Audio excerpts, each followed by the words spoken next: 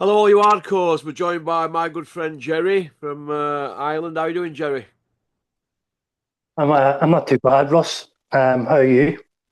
I'm all right, mate. I'm all right. We'll get straight down to it then. What you been up to? Um, nothing, nothing major. Just went out for dinner last night. Had a nice meal. Because it was my birthday during the week.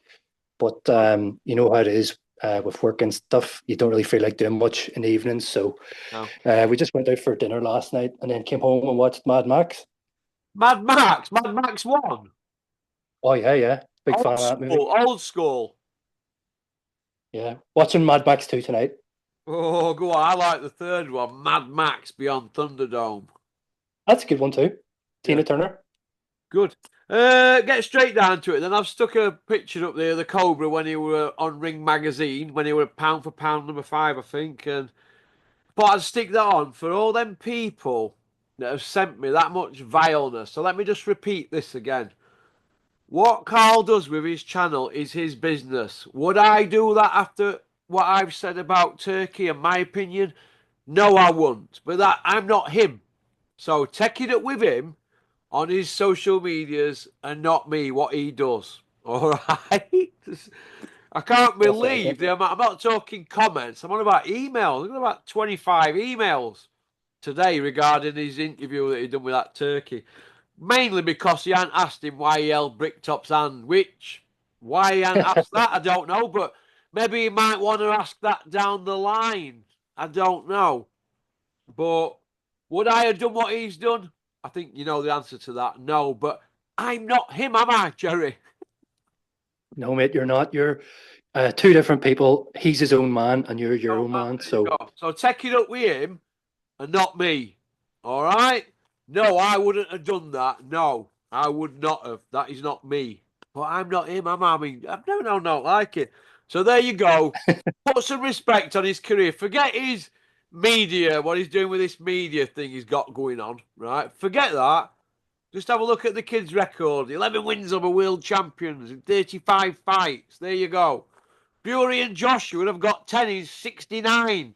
So Froch never wasted camps, did he? Proper fought people like Usyk.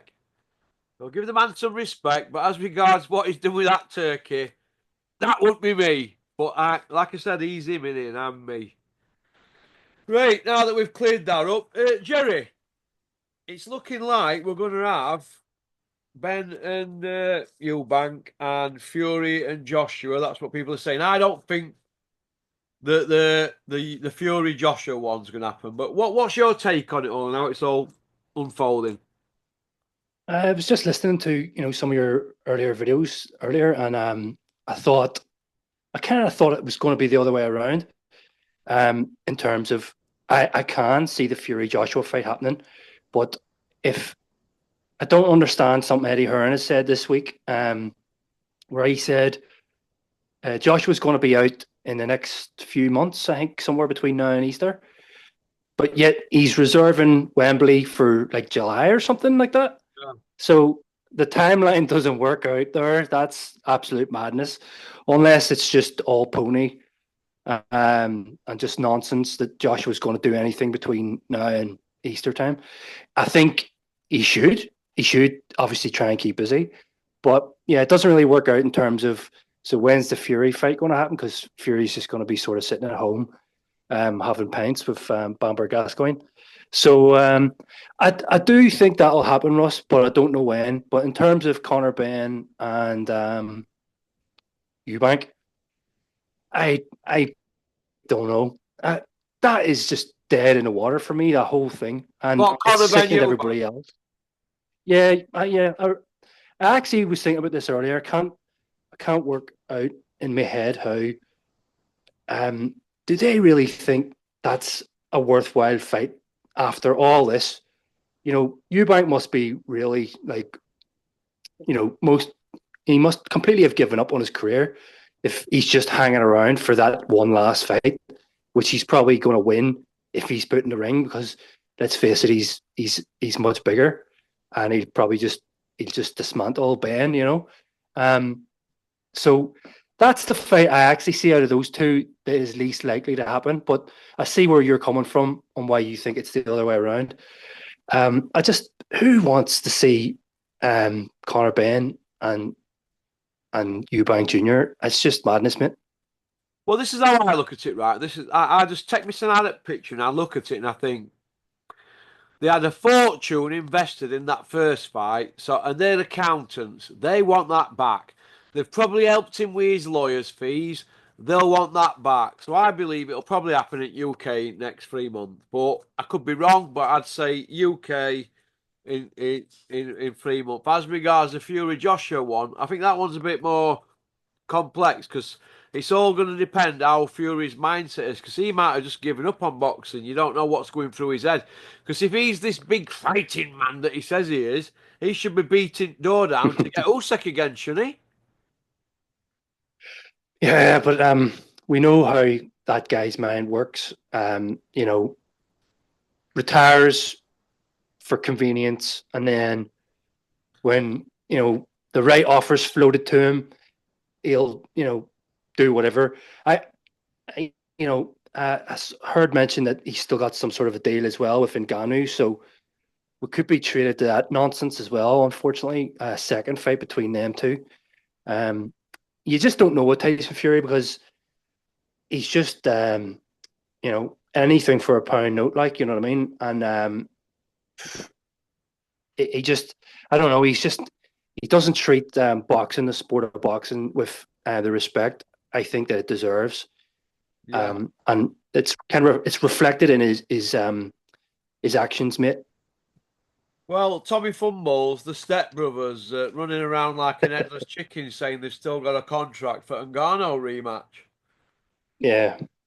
So So, who'd want to see that after Big Meech wiped him out, put him on button moon? well, it's that sort of freak show misfits type of arrangement. So for some reason, that nonsense appeals to people, but it appeals to more, you know, not your hardcore boxing fans as much because there's no relevance to it. But yeah, we all know how the first one went. I, it's I didn't even think about it until I heard that they had that rematch clause, but I can see something stupid like that being made. Although I kind of got the impression that Ngannou uh, went with his tail between his legs, and I don't think he's going to go near a boxing ring again. But you know how people's can be motivated by money, so Yeah, it's interesting. Uh, a few people are telling me that it's looking like Eddie's banging trouble here. He's only got Joshua, who's basically finished, isn't he now? Like, scared of his own shadow. yeah, And he don't want to take the Dubai rematch, does he, Gerry? Uh, no, People are he saying doesn't. that he's got Joshua that's finished, Krusher Ben that's never been. He's never won out, has he? So he's got a has been and a never been. And they're doing that 5 versus 5, and that's it, really. He hadn't really, which they're doing that again, the 5 versus 5. He lost the first one, didn't he? 5-0. So Yeah, that's basically it, really. And then I'm seeing that Eddie weren't on the top table with Turkey and Bricktop. You know what the Ring magazine do, which were like yeah, their first awards, because Turkey owns that now, doesn't he? yeah, he does So indeed. I kind of get the impression that Eddie is on the outside looking in. And he's doing all the talking. Oh, yeah, Joshua and Fury's close, he said, didn't he, on Thursday? Then he's reserved Wembley.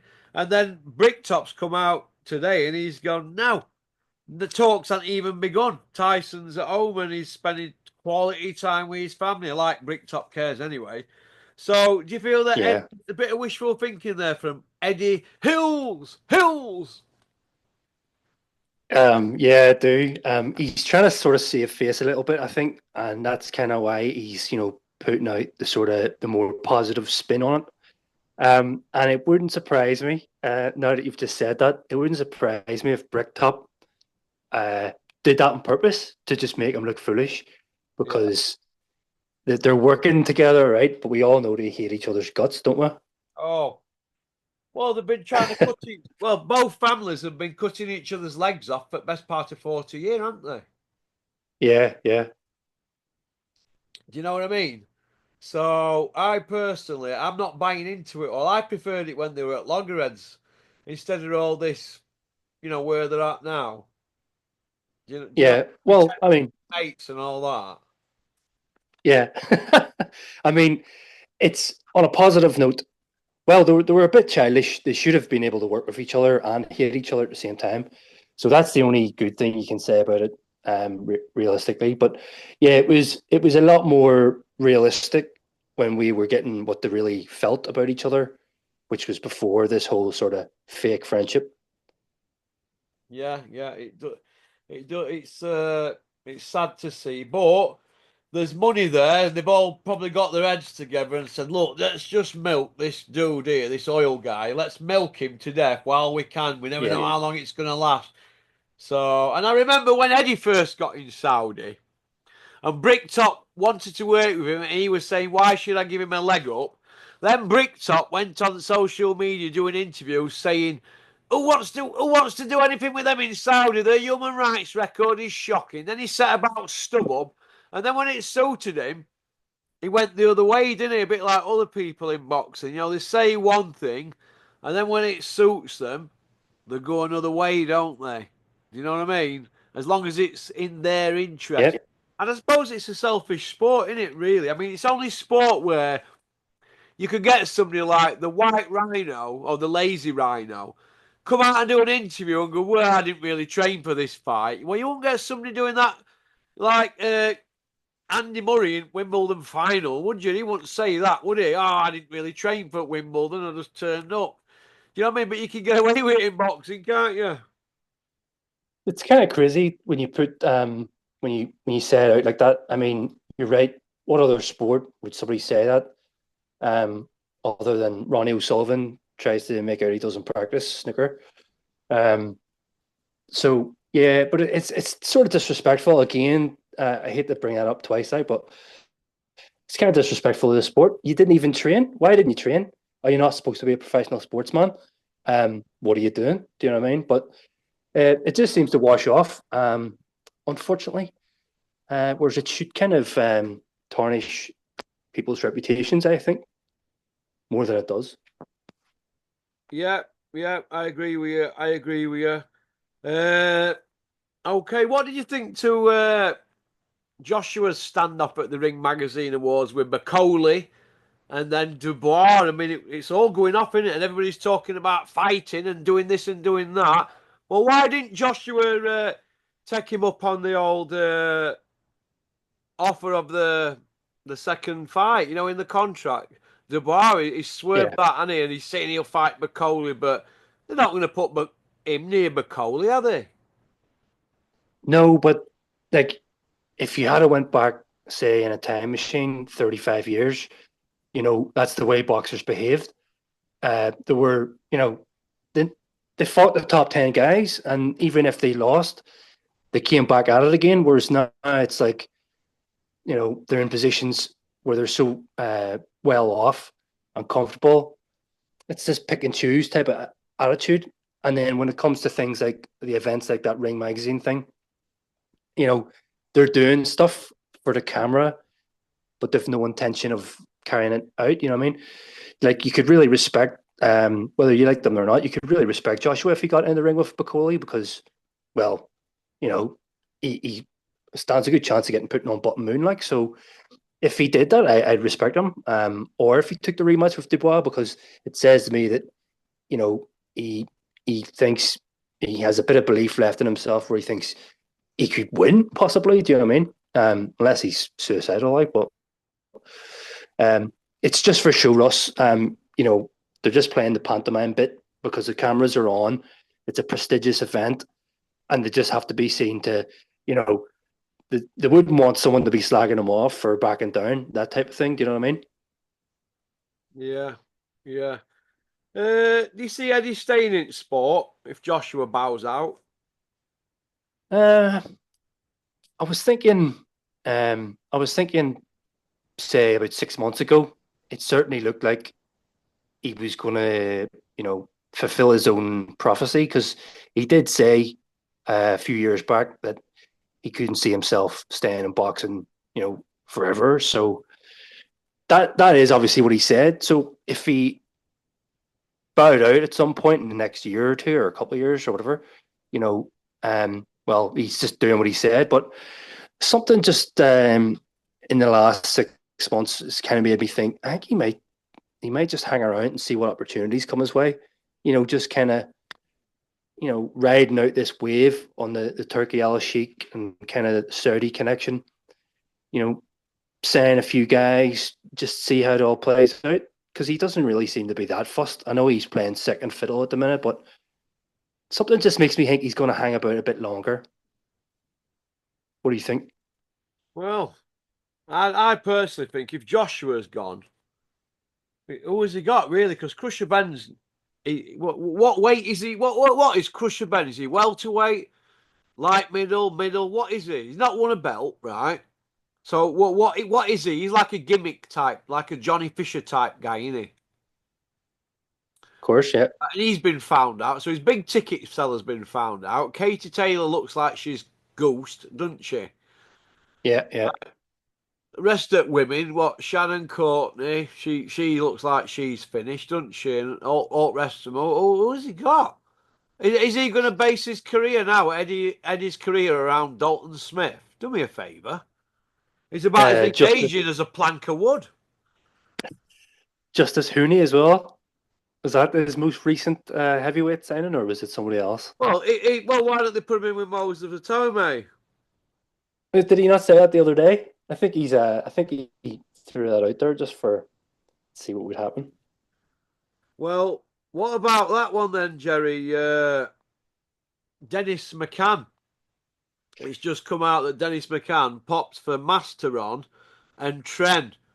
Well, you can't exactly indigest Tren and Masteron. These are serious steroids. These what Dennis McCann's failed for, and it's the same doctor as Fury had, Doctor Usman and Conor Ben. Yeah. So, what do you think to that? What do you think is going on here with this Doctor Husband? And where is he? And why can't any of these lickers we access pin him down and get an interview and let's see what's going on?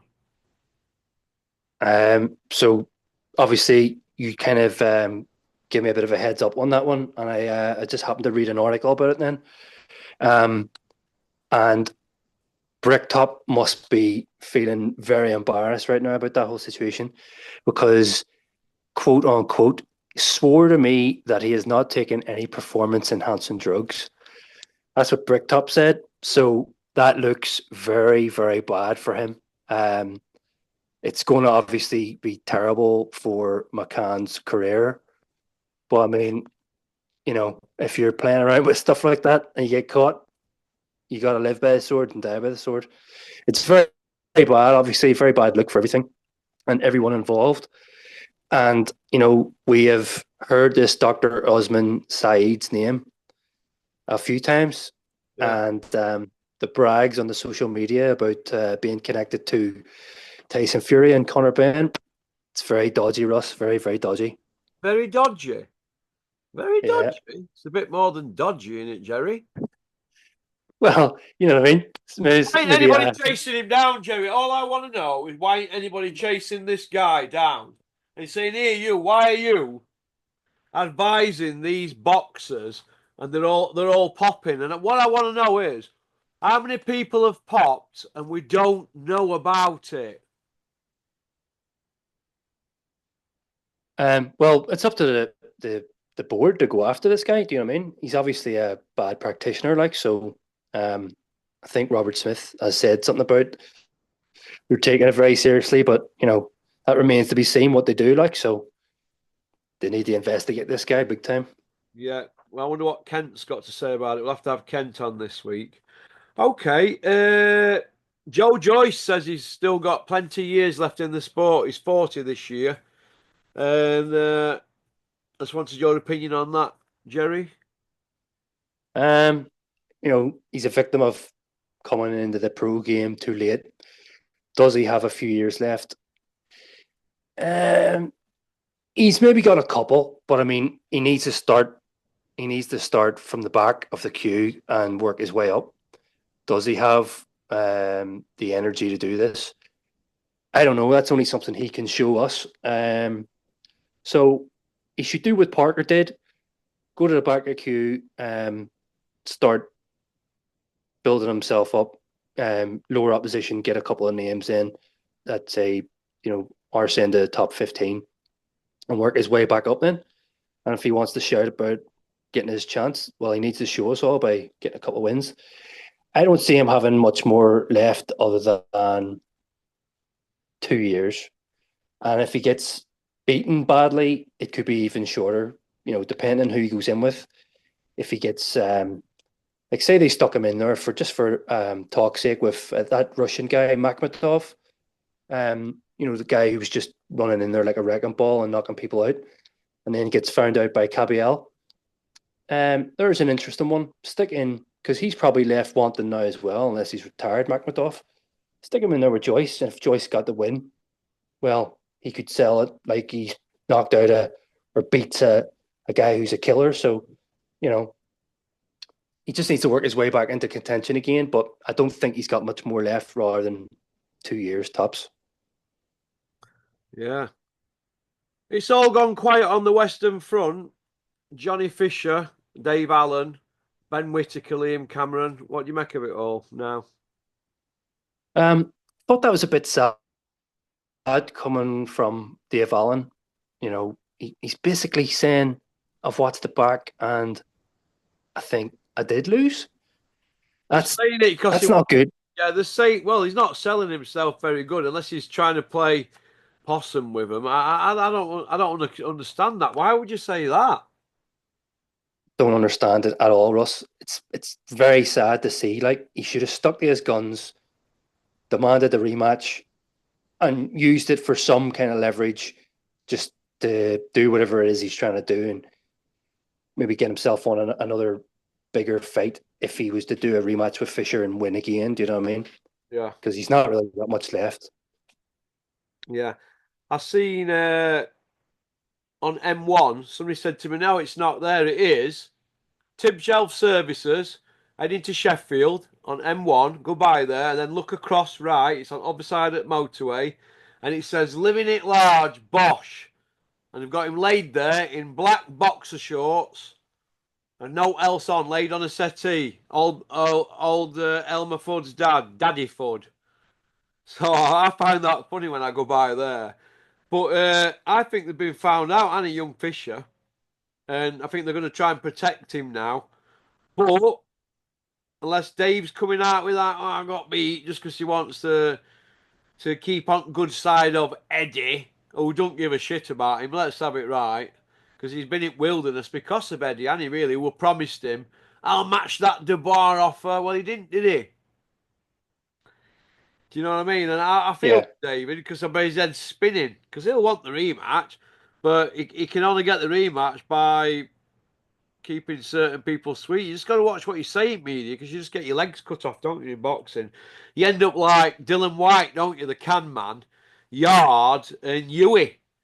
You know what I mean? Politics stop you getting on, don't they? Well, Dylan White's a drug cheat. That's what screwed him about. You know what I mean? So Oh, he doesn't nobody's going to deserve take it. a chance on him now. Plus, he didn't help Bricktop promote the Wembley fight with Fury, did he? Exactly. So, he made his bed so he can lie in it. You know what I mean? But I get exactly what you're saying. Um, you don't want to be frozen out because it's lonely out there when nobody's talking about you, and it's not good for your career. Do you know what I mean? So, I hope Dave gets his rematch. I don't think he should be saying he lost it. And if he's talking like that, he could very well be playing a tactic, to keep on the right side. But at the same time, I think that lets Fisher off the hook a bit, Yeah. and I don't really want to see that happen. And I'm sure you don't. No, I want to see the rematch. I think Dave Allen Exactly. won. It were very easy to score, in my opinion. 5 rounds each, but David had a 10-8 round. So why would he come out and talk waffle? It can only be because they're trying to work an angle or something, or unless somebody said to him, is there any chance you can just go out and say you lost? Because it's on record books as you lost and blah, blah, blah. And, we've got sponsors for Johnny Fisher and this and that. I'm hearing a lot of talk from Coogan and all these other people about Johnny Fisher having some perforated eardrum and all that, and his balance were off. Listen, it's boxing. End of. It's It is. boxing. You get hit in head in boxing. Do you know what I mean? That's what it's about. David punched him Yeah. in the head and knocked him about. He dropped him, knocked him about. He showed knackers to get stuck in there, but he lost the fight. It's piss easy to score. Referees, board referees who I know, past and present, all of them had David Allen winning the fight. Simple. Yeah. Mathematics. Can anybody count to 10 these days? I mean, what I've noticed lately, I mean, everybody gives an opinion on emotion in boxing. The media people, Simon Jordan, the Gad, everybody, even Bricktop and Eddie Hills and God knows who else. And then Sam Jones is worst one for it. And then the day after, when they're doing the sermons, right? They do these Sunday sermons and Monday Mass. It's with the same old people doing the same old 5 or 6 YouTube channels, and then they say, and I quote, "Well, I've watched it back now, and it depends what you're looking for. If you're a judge, do you want aggression? Do you want back foot, ring generalship, and all that general knickers when nobody can stick to the guns?" And it's starting to annoy me because these people are writing their own narratives to get out of jail free because somebody from another fighter's team's pulled them and said, "Oh, this and that. We're not happy with you saying this and that." Perfect example was Daddy Fudd. He had to go at the Gad, didn't he? Daddy Yeah. Fudd. Yeah. He had to go at the Gad, and the Gad stuck to his guns, to be fair, but then coming out a few days later, he's looking at it and he's coming out with all this swing round knackers. I don't want to hear about swing rounds. I want to see somebody give an opinion. Don't give me this swing round bullshit. It don't work with me. It don't work with me, that Jezza. Do you know what I mean? Swing round. Yeah. It's rubbish. Wait, is this the latest thing that they're all coming at? This swing round bollocks. It's knackers. Absolute knackers. Fisher won the first 4, and he won one late on, and Allen had another 5, and then one with a 10-8. It's not rocket science. Oh my God. Swing round bullshit. I agree, mate. I agree. Jug ears is one of the worst ones as well for it, aren't you, Jug ears? With them jug ears, juggernauts. You'd be selling crack for a living if you weren't at Talksport, you little weapon. Well, it's true, isn't it? I mean, come on. We let anybody in this sport. That Sky give Ben Shalom a deal after 4 shows as a promoter. 4 shows! Look what garbage he's serving up on Sky Sports. He's dying a death. I can't stand Talksport guys anyway, so they're all mugs in my opinion. All mugs. Do you know what? Do you know when I bought into the Simon Jordan theme? Do you know Terry? Yep.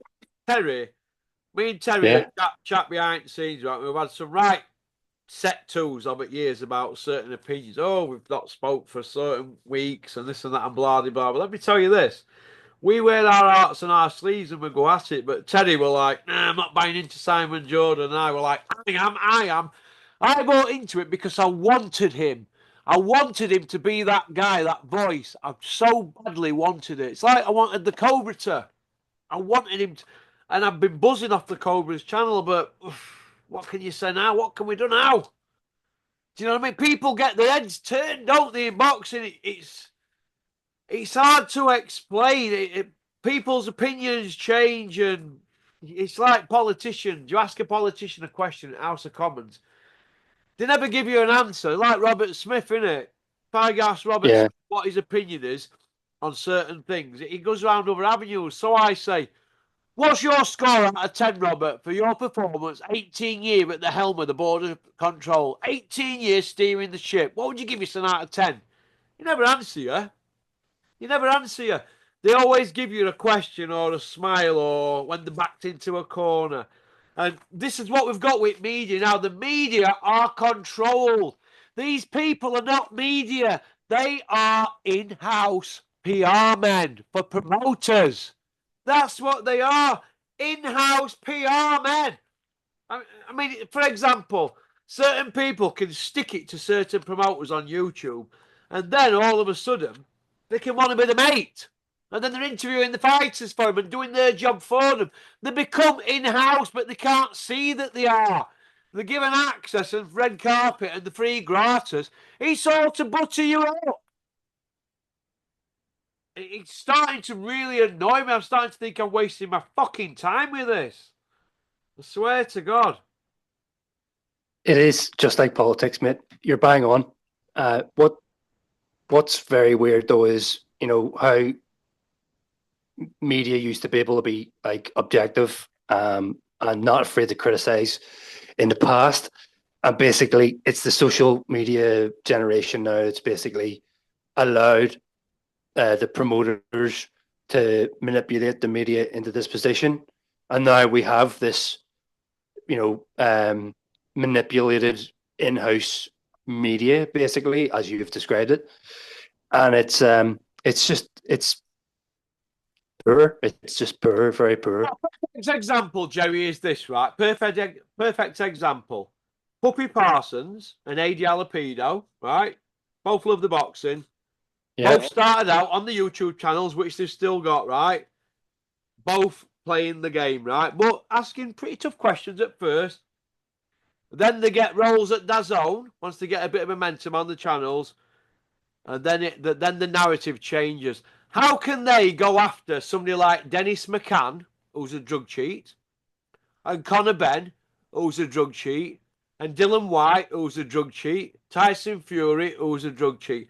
How can they go after these people, right, on their channels if they're being employed by DAZN, which is basically Eddie's gig, Matchum, Eddie's got them in there? How can they do their jobs on their YouTube channels if they're getting gigs like that? They're not neutral, are they? So that means they're not proper media people. Do you see where I'm coming from? They're not going to give. yeah, They're not gonna do the jobs properly either for fans. They're like going to be in-house PR, aren't they? And this is what we're up against now. Starstruck people. Coogan's not going to go after Eddie Hearn, is he? If there's something untoward, is he? no, Not because they're going to lose no. access. And it's a cancer that's setting now, and it's so bad the sports just all over the place. You've got people like Jake Paul doing what he wants. Tommy Fury's 10-0 as a pro, right? Has he beat anybody with a winning record? I'd be surprised if he has. If he has, I bet the pony, right? But these people are not going to pull him about that when he's going on about being this big fighting man. Nobody's going to pull John Fury about the fact that the only stoppage on his record is when somebody hurt the back and when he's supposed to be this big punching travelling man. He's got a worse KO percentage than Paulie Malignaggi of Feather Duster Man. Nobody's going to pull him out there because they're going to lose access to this son. Do you see where I'm coming from with this? This is what we're up Of against. course, man. And you Of know course. what? It's all going to blow up in the faces. They can't see it. It's happening now. We've got a sand Arab here just come in and just took over the sport. Well, I'm right, aren't I? Yeah, yeah. There you go. We've got an oil magnate, whatever he is. He just took over, and everybody's pondering to him. It's unbelievable what's going on. Nobody dares say a word. But yet, a few years ago, oh, it was bad human rights this, bad human rights that. Now, all of a sudden, it's nosh, nosh, nosh.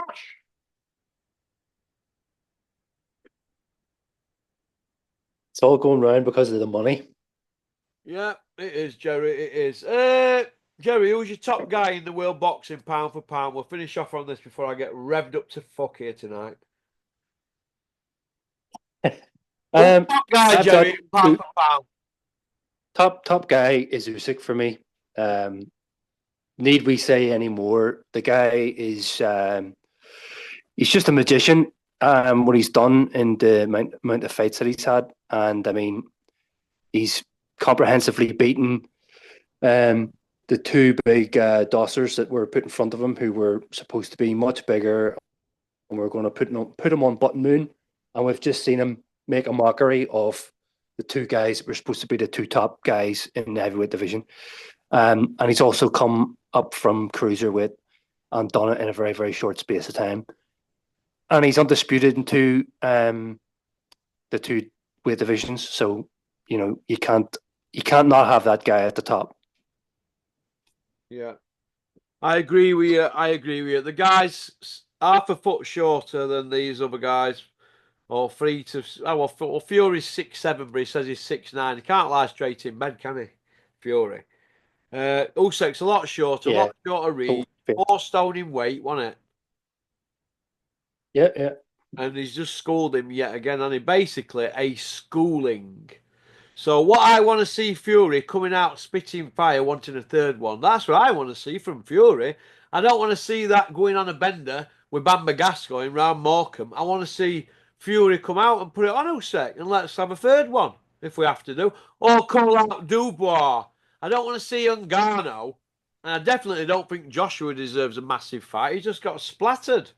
I want to see somebody put it on Dubois. Give Daniel Dubois his flowers because he's the forgotten man here. Yeah, well, I mean, looks like he's going to be taking that IBF belt and doing everything he can to make as much noise as possible. I could never see Fury going against Dubois, but I would like to. Would you? Yeah. Let's see what he could do with Dubois, because Dubois doesn't know anything other than coming forward like a bull and swinging. So I'd like to see. I'd like to see how Fury could take care of that. Okay. Because he's young and he's kind of got the bit between his teeth, mate.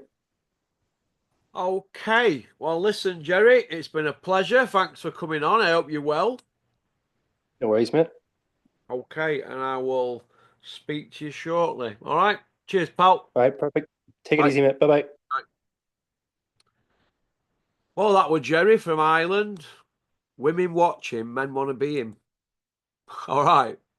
That's about it, really. I'm absolutely knackerooned. Thanks for liking and subscribing and leaving a comment. Go on, booyaka.